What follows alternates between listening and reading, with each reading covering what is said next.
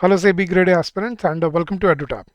So guys, your exam for phase 2 is approaching fast. It's on 21st of January, and for the same we have compiled the previous year questions from the years 2024 and 2022 for descriptive English section for your phase 2 exam in this session. So guys, this session is basically going to be about a proper detailed discussion, analysis and solution for your previous year questions. The purpose of this session is to basically orient you that what kind of topics are asked in the exams, what kind of passages are there, and what kind of questions they ask you, and along with all that, what solutions they expect from you, what kind of answers you should present in your final attempt. So guys, the solutions for all the previous year questions are also provided in these videos, and you can get the PDF of this video from our Telegram channel, the link for which has been given in the description of the video. So guys, so don't forget to like the session and don't forget to subscribe if you're here for the first time. And guys, descriptive English, I hope you all know, is a game changer in this section of the exam. Reason being, this is one section which is common for all the streams, and if you score well in this paper, your final score for your selection and beyond your interview for your final selection, it helps in that as well. So descriptive English is a game changer in this section, and I hope you take it quite seriously. And guys, if you need at the last moment, if you need some practice, if you need some skilling, if you need some hand holding, if you need some guidance, so we are there to help you out. You can join us and you can get in touch with us with the help of our courses. Guys, how can you enroll our courses? Although the links are given in the description, but I'll show you a very simpler way of doing it. Just go to your browser and type edutab.in. So just type edutab.in and press enter and you land on our homepage. So this is what our homepage looks like. Now you have all the courses available to you, and on the third tab you'll find SEBI Grade A courses. Click on this and scroll down and you'll see the courses available to you. So guys, this is a recorded crash course. Now this is what will help you at this moment. Exclusive 4000 MCQs for general stream. Now this has chapter wise mock test for all the sections as well as full length test for you, and this is a test series for general stream for phase 2 guys. Now in this you have your chapter wise mock test for all the sections, current affairs mock tests, full length mock test, and solved previous year questions as well. Now guys, basically you'll find these very useful and very helpful for your preparation in this journey. So at this stage I would suggest you either choose the 4000 MCQs for your FM and ESI, or you choose your complete test series for all the sections, which is going to help you in your preparation. How so? This is we are providing 5 full length tests, and these tests are evaluated by us. We are going to provide you detailed solutions for those full length tests to you. So that is going to help you in your in understanding what is needed and what you can do to improve your attempt in the exam. So that is why we have launched these courses recently for you, and we are offering flat 78% discount on these courses. The coupon code is FEB78 for your test series general stream for phase 2, and 75% discount for your exclusive 4000 MCQs test series. The coupon code is SEBI75. So come join us, streamline your preparation and make your journey constructive and fruitful for yourself. So let's begin with our previous year questions now. Alright guys, now let's begin with the previous year questions for SEBI 2024.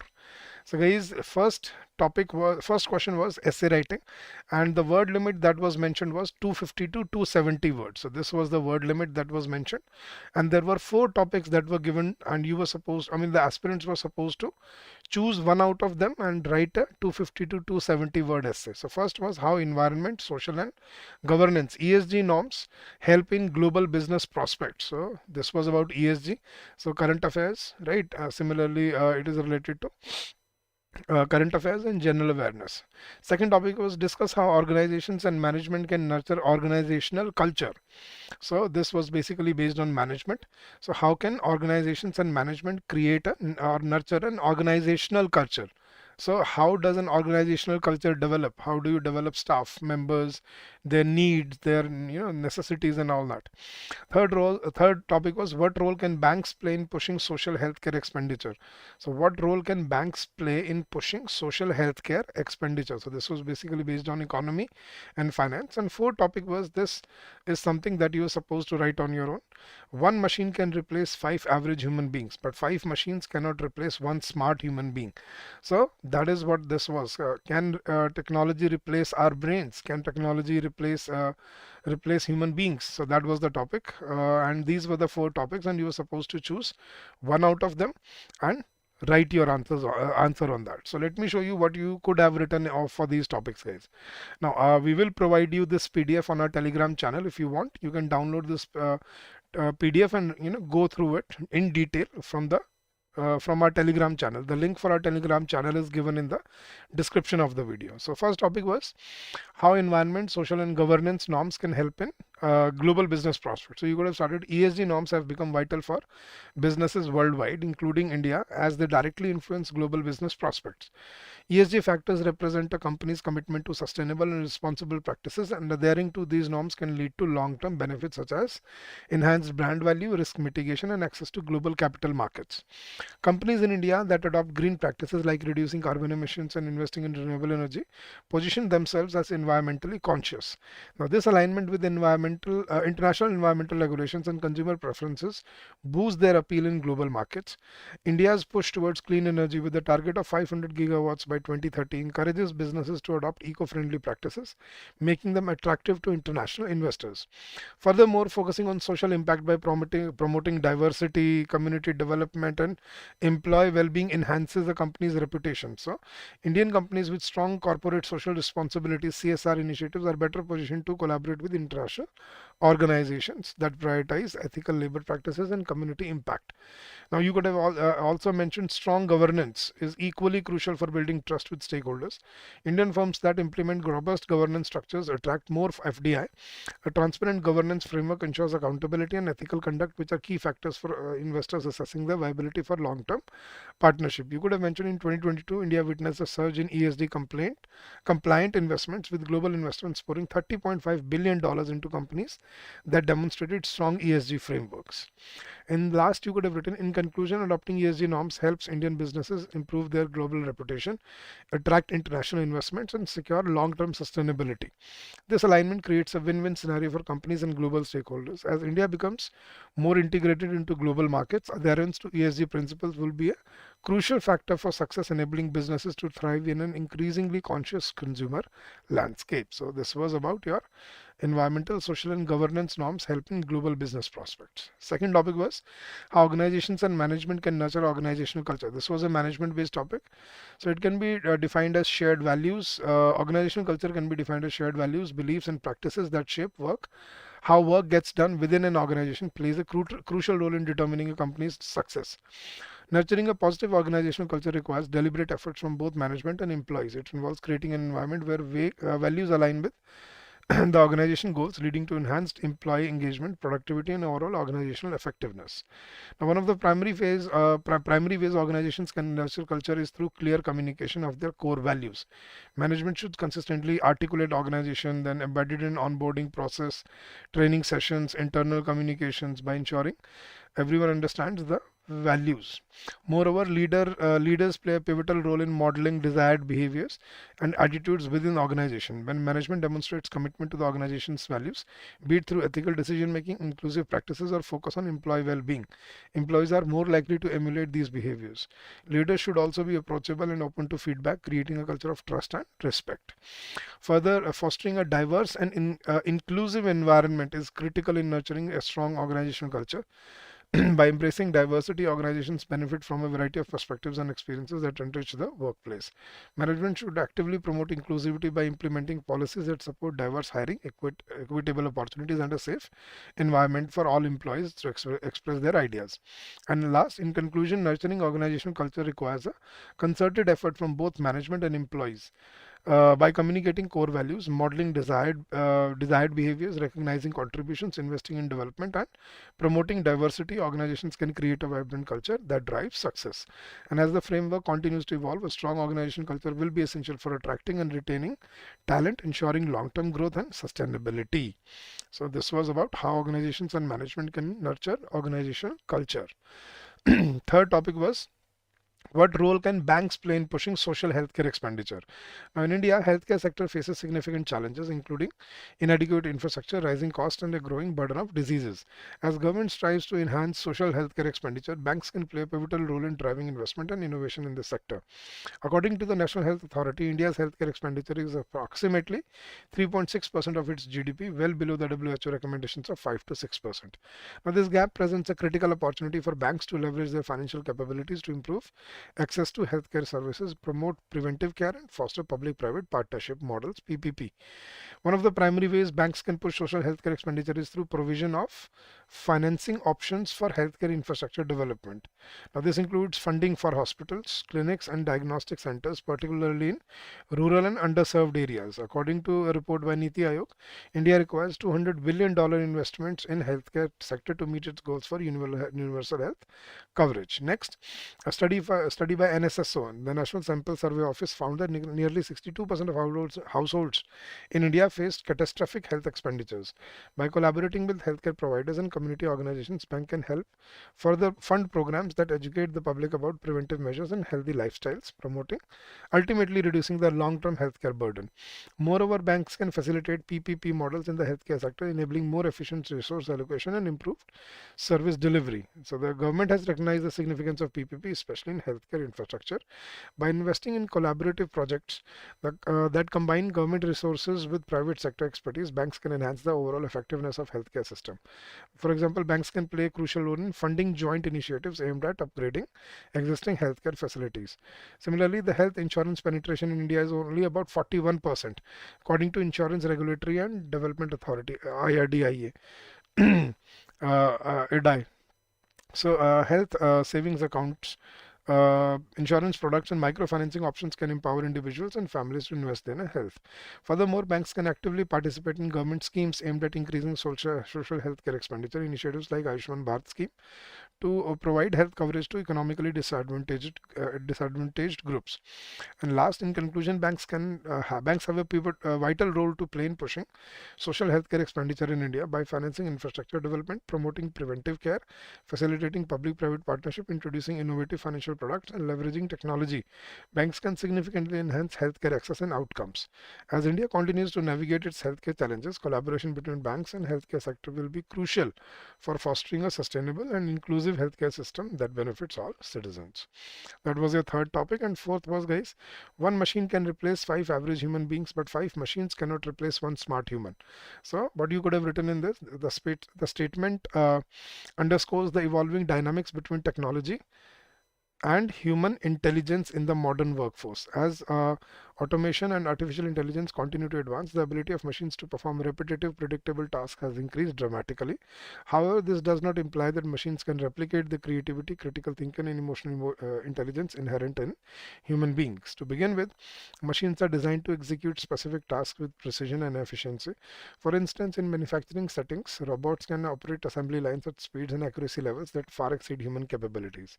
This allows a single machine to effectively replace several average workers who may lack the speed or consistency for needed tasks like assembly, quality control, and data entry. However, the advent of smart technology raises important questions about limitations of machines in areas requiring human insight. Five machines working in unison may successfully complete repetitive tasks, but they lack the ability to innovate, strategize, or adapt to unforeseen circumstances. For example, a smart human can analyze data patterns, identify market trends, and devise strategies that respond to consumer needs in a way that machines cannot. In areas such as marketing, management, or research and development, the ability to think critically and creatively remains paramount. A smart human can assess various factors, emotional responses, cultural influences, and ethical considerations when making decisions, something machines are not equipped to do. Furthermore, the importance of emotional intelligence cannot be overstated in fields such as healthcare, education, and customer service. The ability to empathize, communicate effectively, and build relationships is essential. Moreover, rapid evolution of technology creates an environment where adaptability and continuous learning are critical. A smart human can learn new skills, adapt to changing circumstances, and embrace technological advancements to enhance their capabilities. In contrast, machines require constant programming and updates to function effectively. This dynamic means that humans are better suited for roles that involve learning and adaptation, while machines may excel in static environments. So, in conclusion, while machines have transformed industries, there should be a balanced answer, guys, diplomatic answer in the end. So, while machines have transformed industries by replacing average human labor, they cannot replicate the unique qualities of that smart humans possess. In the future, success will increasingly depend on the ability to harness the strengths of both machines and smart humans, creating a workforce that is not only efficient but also innovative, adaptable, and emotionally intelligent. The true potential of technology lies not in replacing humans but in enhancing human capacity, ultimately leading to a more productive and creative future. So, guys, do let me know in the chat box which topic would you have chosen if you were in the exam. If you were hypothetically, let's say, just imagine you were in the exam and you were given these four topics, which topic would you have chosen? Just let me know the topic number 1, 2, 3, or 4, and just predict that what topics could be asked this year. So that is what you can see by looking at the previous year questions. Now let's go to the Prezi and RC part. Now the Prezi was about, guys, the evolution of gaming environment. So it was about the gaming industry has undergone a profound transformation since the 2000, evolving from a niche hobby into a multi-billion dollar global powerhouse. Now this rapid evolution has been fueled by technological advancements, the rise of internet, and shift in consumer preference. Earlier in 2000, gaming was predominantly driven by consoles like PlayStation, Xbox, and Nintendo's offerings, with games solid primarily through physical media such as CD or cartridges. But in the mid to 2000, revolutionized the gaming landscape, enabling online multiplayer gaming to flourish. By 2010, the gaming had grown into a $50 billion industry, with both console and PC gaming thriving. One of the most transformative developments was the shift from physical to digital distribution. Platforms like Steam allowed players to download games directly to their devices, making gaming more accessible and convenient. This move also democratized game development, allowing independent developers to reach global audiences without needing large publishing deals. The explosion of mobile gaming in 2010 further transformed the industry, with smartphones becoming ubiquitous. Mobile games attracted millions of new players. By 2019, mobile gaming accounted for nearly half of the global gaming market, around $150 billion in revenue. This growth was driven by free-to-play model. As gaming became more mainstream, it also began to influence lifestyle and culture. Platforms like YouTube and Twitch launched in the late 2000s, enabled players to broadcast their gameplay to global audiences, creating the phenomenon of game streaming. Esports or competitive gaming is also emerged as a significant part of gaming ecosystem. Now, it is valued as, in 2022, the esports market was valued at $1.3 billion. Now, the rise of gaming was as a lifestyle has opened numerous pathways for individuals to earn money. They have professional careers and life-changing prize pools and distribution through digital media, viewer subscription, advertisement revenue, brand partnerships. So, and last, it was given in addition, the growth of gaming related content on social media platforms has led to new forms of influencer marketing where top gamers promote products or services there to their audiences. In 2021, gaming content creators generated an estimate $9.3 billion in global revenue. So and so, since 2000, the gaming industry has evolved from a niche entertainment sector into a global cultural and economic force. With the rise of digital contribution, mobile gaming, streaming, esports has not only become a popular lifestyle choice but also a viable career for millions. So as technology continues to evolve, the gaming industry is poised to grow further, creating even more opportunities for players, developers, and entrepreneurs. And now, what could be a Prezi for it? In 120 words, the evolution of gaming from hobby to global powerhouse. That was the title. Now, since the 2000s, the gaming industry has evolved from a niche hobby into a global enterprise. This transformation was driven by technological advancements, internet growth, and changing consumer preferences. Initially dominated by consoles and physical media, gaming has expanded with digital distribution platforms, making games more accessible. Mobile gaming further accelerated the industry's growth, attracting millions of new players. The rise of streaming platforms like YouTube and Twitch enabled gamers to monetize content, while esports developed into a competitive global phenomenon. Today, gaming is not only a popular lifestyle but also a lucrative career path for many, offering vast opportunities for developers, streamers, and players alike. So, Prezi is not the replication of the passage. It is the gist of the passage in your own words. So whatever was given in the passage has to be brought down into core points and presented without replication or without copying and pasting sentences from the passage, but using the same information that is given in the passage, but presenting it in your own words. That is what Prezi writing is all about. And then third was your Reading comprehension passage. So this was about the rise of social media in the 21st century, when TikTok, YouTube, Facebook, Instagram, and social networking sites, how they've evolved over the years. People are using influencer marketing valued at $1.7 billion. So you can read this passage. There was a lot of statistics there, and 1,000 to 10,000, 100,000 Gen Z influencers, 84% of influencers surveyed by Media Kicks in 2022, they earn more from influencer activities than from their previous full-time jobs. So this was about social media industry, how it has evolved over the years, social media marketing and whatnot, influencing, and so and so. And then there were 5 questions given on the passage. So here are the questions and the answers. What factors contributed to the exponential growth of influencer marketing industry? Several factors contributed to the rapid growth. One was shift to digital media consumption, rise of e-commerce, authenticity and trust, and personalized advertising experience, followed by diversification of platforms. So these were the 5 points which pushed the growth of influencer marketing industry. Second was how have social media platforms like YouTube, Instagram, and TikTok impacted the reach and specialization of influencers? Now, YouTube with 2.5 billion monthly active users in 2023, YouTube is the preferred platform for long-term video content. Instagram, a visually driven platform with 2.35 billion users in 2023, Instagram has become the go-to platform for fashion, beauty, travel, and lifestyle influencers. And TikTok with 1.1 billion users in 2023, TikTok has transformed short-form video content and created a breeding ground for viral trends. Now, TikTok algorithms enable users, even those with relatively small following, to go viral, giving rise to micro influencers who specialize in short, snappy, and creative content. Third was, guys, what are the key differences between macro influencers and micro influencers in terms of engagement and monetization potential? So, macro influencers, the audience size is big, engagement is obviously have a large followings, and monetization from 100,000 to 500,000 per sponsored post, depending upon their follower count and platform.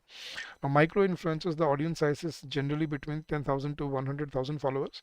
Engagement is higher engagement rates up to 60% more than macro influencers, because they often cater to niche audience and maintain a more personal connection with followers. And monetization, while micro influencers earn less per sponsored post, typically $1,000 to $10,000 in 2022, their niche appeal and higher engagement often makes them more cost effective for brands, especially those targeting special audiences.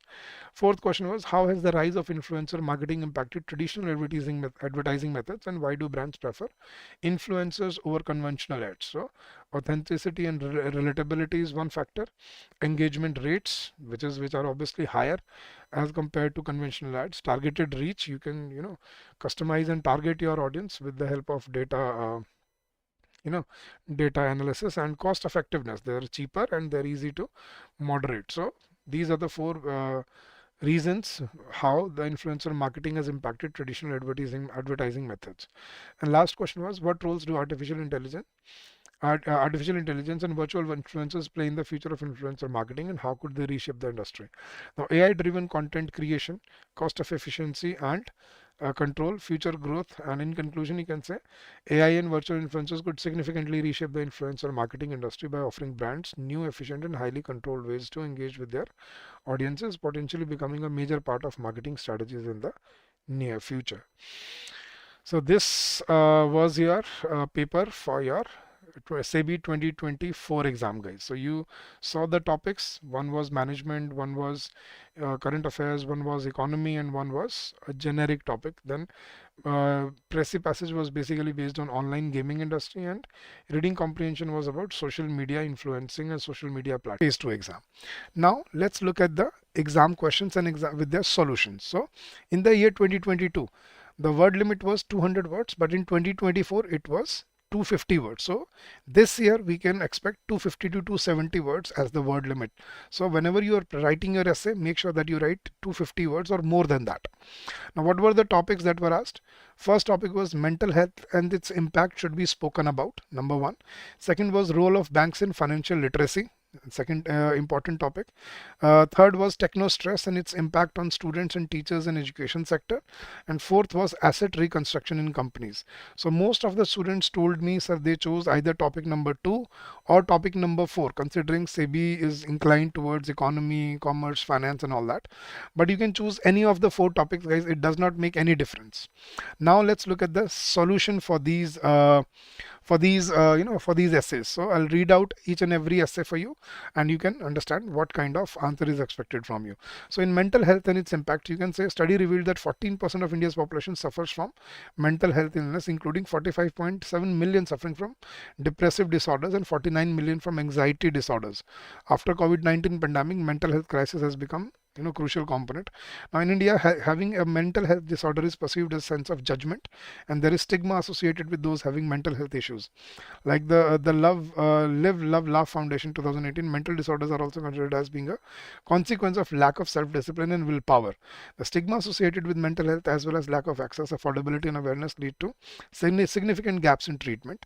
The National Mental Health Survey found that nearly 80% of those suffering from mental disorders do not receive treatment for over a year. They also identified large gaps in mental health care ranging from 28 to 83% across different mental disorders, according to NIM HNS, so and so. So mental disorders place a considerable economic burden on those suffering from them, and the NMHS revealed that the median out-of-pocket expenditure by families on treatment travel to access care was 1,000 to 1,500 per month, which is high for most of the families. It disturbs the budget. Acknowledging the extent of the issue would be the first step towards addressing the mental health crisis in the country. The next and most pertinent step, given the socio-economic groups largely affected by the crisis, would be take initiative towards making mental health care more accessible with targeted interventions for vulnerable groups. Now guys, if you want to read these essays in details, you can get the PDF of this session and more such sessions from our Telegram channel. The link for our Telegram channel is given in the description of the video. Now, what could be a solution for second topic, role of banks in financial literacy? It is alarming that financial literacy in India lags behind that of many countries. According to a global survey, India accommodates around 20% of the total world population, yet only about 24% of Indian population is aware of basic financial concepts. Governments since independence have made efforts to promote financial literacy as it directly relates to financial inclusion, which in turn plays a major role in fostering economic growth of the country. That's how you introduce a topic, guys, with background. The need for financial literacy to incorporate financial inclusion is now widely recognized by all stakeholders, including the policymakers, practitioners, bankers, researchers, and academicians across the globe. In consonance with the OECD's global paradigm, the National Strategy for Financial Education aims at spreading awareness about basic financial products such as bank accounts in order to link new users to the financial sector, educating the existing users in financial sector to make informed decisions, ensuring customer protection from risk and frauds by making them vigilant. Financial inclusion is emerging as a new paradigm of economic growth that plays major role in driving away the poverty from the country. It refers to delivery of banking services to masses, including privileged and disadvantaged people, at an affordable terms and conditions. Financial inclusion is an important priority of the country in terms of economic growth and advancement of the society. It enables to reduce the gap between rich and the poor and population. So it impacts the bank branch and credit deposit ratio of GDP of the country, which is an insignificant impact has been observed in case of ATM growth in the GDP. Third is, guys, techno stress, its impact on students and teachers. So there has been increasing interest among researchers in understanding the negative effects of technology in the last 2 decades. Techno stress or stress induced due to technology is extensively reported in the literature among working professionals. Even though there has been increased proliferation of digital devices in academia, there is a dearth of studies examining the prevalence of technostress and its impact among students. While the benefits of technology cannot be argued, there has been increased interest in understanding the negative impact of technology on end users. Technostress or inability to cope with new technologies have been extensively studied in the literature on the organization employee and its impact on job outcomes. So you can state that it is high among students with high burden on higher education. Then increased use of technology in higher education has compelled students to complete their academic work, including assessments using technology. Technology enhanced learning applications such as learning management systems, MOOCs, and digital exam devices require students to develop ICT skills. So these are important. Then fourth topic was asset reconstruction companies. The ARC is a type of financial company in the country, in India. They were formed as part of steps taken by the government to clean up the balance sheets of banks and financial institutions that help revive the credit and investment cycle in India. The ARC industry was born out of the recapitalization and Financial Services Industry Development Act 2002. The act gave an opportunity to banks, insurance companies, and financial institutions that have been into losses for some time or are facing temporary capital problems. Asset reconstruction company is a new concept in the Indian financial system. The company has been formed by pooling non-performing assets of various banks, financial institutions. The ARC has to be incorporated as non-banking financial company (NBFC). It can be set up by Indian or foreign individuals, companies, corporations, and public sector undertakings. The major objectives of formation of ARC ARCs are asset management activity to generate cash flows for repayment of debt and interest thereon, the ability to bring in operational efficiency and economies of scale in the organization, to promote innovation in financial markets, also to develop and new instruments for risk management and credit enhancement techniques, developing securitization market by prompting high grade financial assets, enhancement of project evaluation, monitoring and implementation capabilities, and developing infrastructure for alternate sources of long-term finance. The number of ARCs in the country has risen sharply over the last few years, with 9 new entities starting up operations in 2006. With an asset base of 90 billion, Asset Reconstruction Companies ARCIL is India's largest ARC, followed by ARC Company of India ARCI. ARCs are regulated by SEBI and their services are available to both Indian and foreign investors and borrowers. Funds managed by ARCs can be used for almost any commercial purpose: real estate purchase, development, machinery acquisition, working capital requirement, etc. So these were the essays that were given to you in the exam. Now guys, let's start with the precis passage. The topic was technological improvement required in the field of checking food quality, and the word limit was 150 words. So let's read the passage and let's see what could be the sample solution. Certainly, with the advent of globalization, the market has become more competitive because it has opened the business opportunity for new competitors. So this challenge relates to. So you can read the passage, guys. Let's not get too deep into this. But this does not necessarily mean risk for survival of local businesses, but a challenge that they must consider. This challenge relates to the need to create greater consumer loyalty to products and services, greater suitability of the product consumer needs, and greater concern. However, first, the concept of product quality is not so immediate and obvious. Although you not universally accepted, the definition of quality with greater consensus is that suitability for consumer usage. So this was about how can you check the quality of a product, right?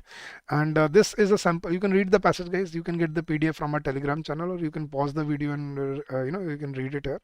Now, what could be a sample solution for this passage?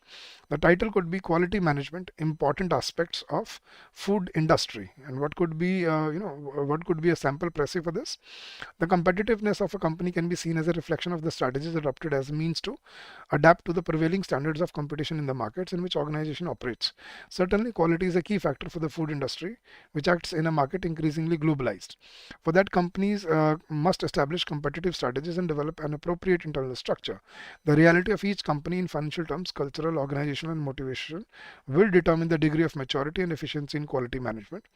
What can be concluded is that competitive advantage certainly goes through the constant search for new tools and learning management systems that improve the quality of processes and services, and consequently the products offered by the food industry. That was the highlight of the passage. So you have to take out only the core idea, the abstract of the passage, and present it in your own words. That is what precis is all about. Okay. Now this is your reading comprehension passage. So this was the passage. The topic was role of weather forecasting in agriculture sector. So what does what role does weather forecasting play in agriculture sector? So you can read the passage. Agriculture and farming mainly dependent on seasons and weathers. That is why weather forecasting is crucial for this, so and so.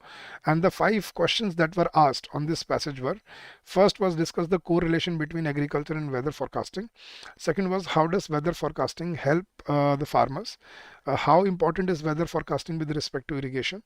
Discuss the role of fertilizers in a crop cycle, and discuss the impact of seasonal changes of temperature on the crops. So you can read this passage, you can find out the answers, and this is how you need to elaborate the answers. The answers are supposed to be in your own words. They should not be copied and pasted from the passage. Right. So correlation between agriculture and weather forecasting. Agriculture and farming are mainly dependent on seasons and weathers. The temperature matters a lot in that case when it comes to the farming of different kinds of fruit, vegetables, and pulses. Previously, we did not have a better understanding of weather forecasting, and farmers were still doing the job based on predictions. Though sometimes they occur loss.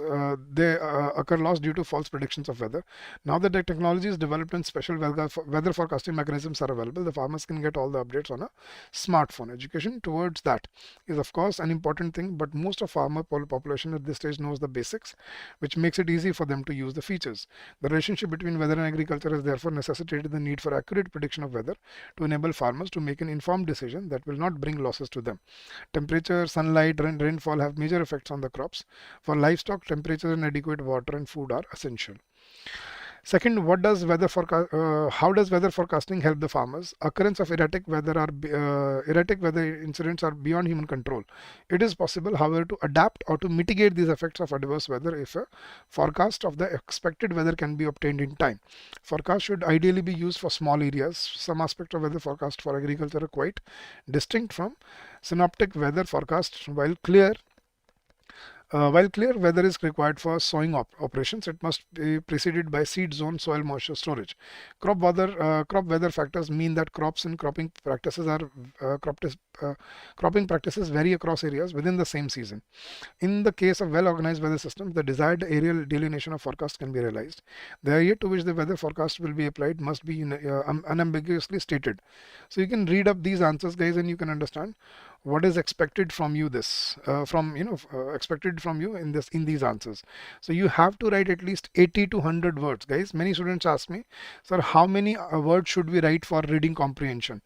So guys, at least 80 words for every answer. That is at least. So at least 80 words per answer is the requirement. See guys, why am I saying this? These 5 questions are worth 40 marks. So if you divide 40 by 8, 40 by 5, you get around 8 marks, right? So guys, 8 marks for every question. So guys, you have done your graduation, right? So in your graduation exams, how much did you write for an 8-mark question?